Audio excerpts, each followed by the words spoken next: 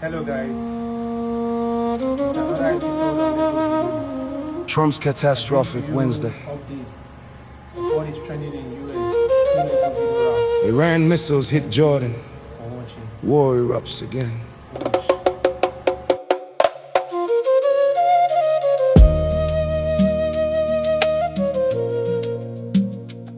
It started before the sun came up, out in the Jordanian sky. Iran sent ballistic missiles flying, aimed to make American soldiers die.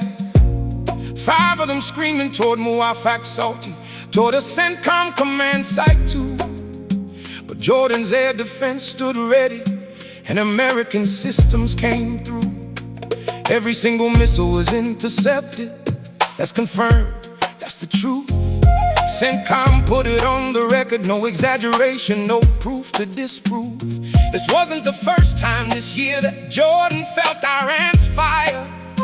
Months back, 2 soldiers were lost there, a tragedy that lit the pyre. 13 nights of strikes followed after a campaign that shook the region wide. Then a pause, a fragile ceasefire. Talks began on the diplomatic side. But Tuesday night that quiet broke. The missiles came without a warning. CENTCOM called it a surprise attack, confirmed again that morning. Trump was in Washington the day before, at a funeral, paying respect. Standing at the National Cathedral for a senator the nation wouldn't forget. Just hours earlier he'd sat with Netanyahu right there in the Oval Office door, talking strategy on Iran, coordination, and what comes next in this war. Then the missiles hit and the phone rang, Fox News on the other line.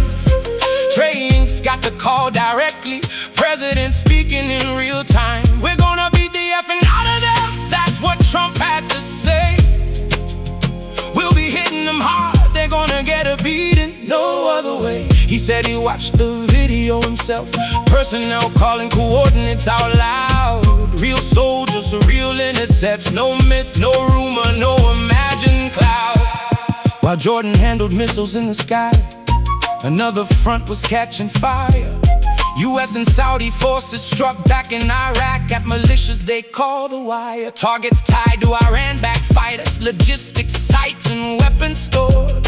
20 of them were killed in the strikes, that number is confirmed and scored. 32 more left wounded, across 7 provinces the fighting spread. Retaliation for weeks of drone attacks that came before, that's what officials said. Saudi Arabia's defense ministry spoke up, said the strikes were coordinated too.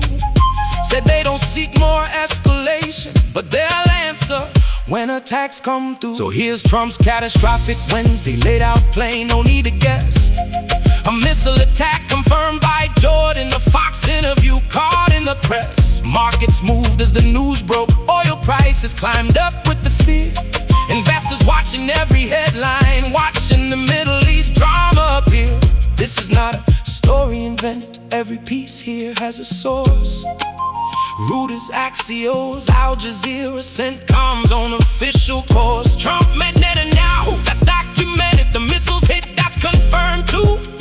The Iraq strikes killed 20 people, wounded 32. Trump's words, the Fox were captured live, spoken straight from his own core. No embellishment needed here, the real events say it all. Think about the soldiers standing watch that night in Jordan's desert air. Radar screens lighting up with warning, no time to think, only time to prepare. They tracked the missiles, called out coordinates, worked as a system, as a team. And every single missile fell short, exactly as CENTCOM's statement seemed. That's not luck, that's training, it's readiness under pressure and fire. Soldiers doing their job in silence, while the whole world watched the wire. Meanwhile, diplomats still whispered that talks with Iran could resume, even after missiles flew, even inside the tension and the gloom. Trump said the door stays open, said negotiations go on, even while vowing to hit back hard before the next Iranian dawn. So that's the Wednesday that shook the region, a ceasefire broken overnight. A missile attack, a fiery phone call, a war zone back in plain sight. Iran's IRGC claimed responsibility, said it call aggressive actions. That's their official view. The Pentagon disagrees, of course, says defense is all they show. But in this war of headlines and missiles, both sides tell what they've known. This is history in real time, written in strikes and press releases. Every fact laid out in check, no assumptions, no guessing pieces. Trump's catastrophic Wednesday now stands recorded, confirmed line by line.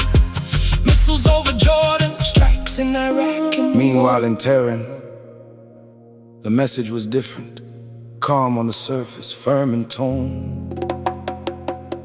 President Pezeshkian spoke to his people, told them to stand strong, stand on their own. He said the enemy keeps pushing, said the nation must hold the line. No panic in his words, just steady resolve. Repeated one more time. Iran wasn't only firing missiles, they were talking too behind closed doors.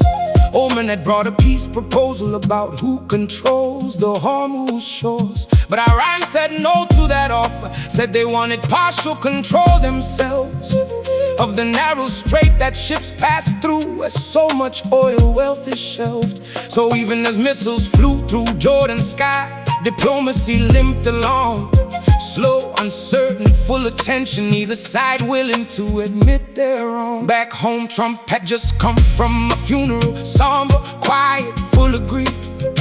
Senator Lindsey Graham laid to rest, a ceremony brief. Just one day before the missiles came, Trump stood there paying respect, then flew back into crisis mode. No time left to reflect. He'd been in Michigan days earlier, speaking at a proving ground event, talking about American industry, about strength, about what strong policy meant. And straight into diplomacy with Netanyahu, then straight into a war zone call. The pace of this presidency this week left little room to pause at all. The strikes in Iraq didn't stop at one location, they spread across 7 provinces wide. A signal that this wasn't just a single response, but a message amplified. Officials said it followed more than 30 drone attacks in recent days alone, aimed at American troops and at Saudi soil, a pattern that had grown. Saudi Arabia said clearly they don't want this fight to expand, but said they'll answer any aggression that threatens their land. So now you got 3 fronts lighting up at once: Jordan, Iraq, and the Gulf. Diplomats scrambling for calm while soldiers brace themselves. This is the story as it happened, no chapter added, no scene removed. Every name, every number, every quote is one that can be proved. Pezeshkian's call for unity, that's on the record, clear and plain. Oman's rejected Hormuz proposal, documented, not a claim. The funeral, the Michigan stop, the Oval Office sit down too, all confirmed before the missiles came, all part of the lead-up. History doesn't need decoration, the facts alone carry weight. A president under pressure, a region on the edge of fragile ceasefire meeting its fate. So that's the fuller picture behind Trump's catastrophic Wednesday news. Missiles, diplomacy, grief, and warnings all playing out live, nothing to lose. Think of the families back home watching every headline scroll, wondering if this fragile peace will hold, wondering what tomorrow's news will show. Soldiers in Jordan, diplomats in Oman, a president caught between grief and fire. Everyone playing their part in a story that keeps climbing higher. No fiction needed to tell it right, the truth alone is enough.